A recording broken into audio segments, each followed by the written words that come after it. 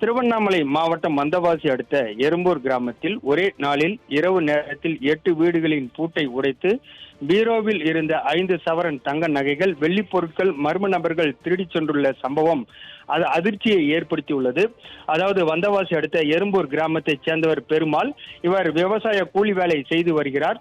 இந்த நிலையில் கோடை வெயில் தாக்கத்தால் இரவு நேரத்தில் வீட்டை பூட்டிக் கொண்டு மொட்டை மாடியில் குடும்பத்துடன் சென்று படுத்துள்ளனர். அதிகாலையில் பெருமாள் மனைவி வீட்டிற்கு கீழே வந்து இறங்கி பார்த்தபோது வீட்டின் கதவு திறக்கப்பட்டு பீரோவு உடைக்கப்பட்டு இருப்பதை பார்த்து அதிர்ச்சி அடைந்தனர். பின்னர் மாடியில் படுத்து உறங்கிக் கொண்டிருந்த பெருமாள் குரல் கொடுத்து அழைத்து வந்து வீட்டை பரிசோதனை செய்து பார்த்தபோது வீட்டின் பூட்டு உடைக்கப்பட்டு பீரோவில் இருந்த 5 சவரன் தங்க நகைகள் மற்றும் 10,000 ரூபாய் வெள்ளி பொருட்கள் திருடிச்சு போனது தெரிய வந்தது. மேலும் தற்போது கோடை வெயில் காரணமாக கிராமத்தில் உள்ள மக்கள் வீட்டை பூட்டிக் கொண்டு மாடியில் உறங்குவது வழக்கம். இந்த சமயம் பார்த்து மர்ம நபர்கள் கைவரிசை காட்டியுள்ளனர். மேலும் அதே பகுதியில் தரணிதரன், துரைசாமி, குப்பன், கமலா, ஆதிநாதன், கமலா, பாபு, உதயநதன் உள்ளிட்ட 8 வீடுகளின் பூட்டு உடைக்கப்பட்டு இருந்தது. பணம், பொருட்கள் கொள்ளையடிக்கப்பட்டு இருப்பது தெரிய வந்தது.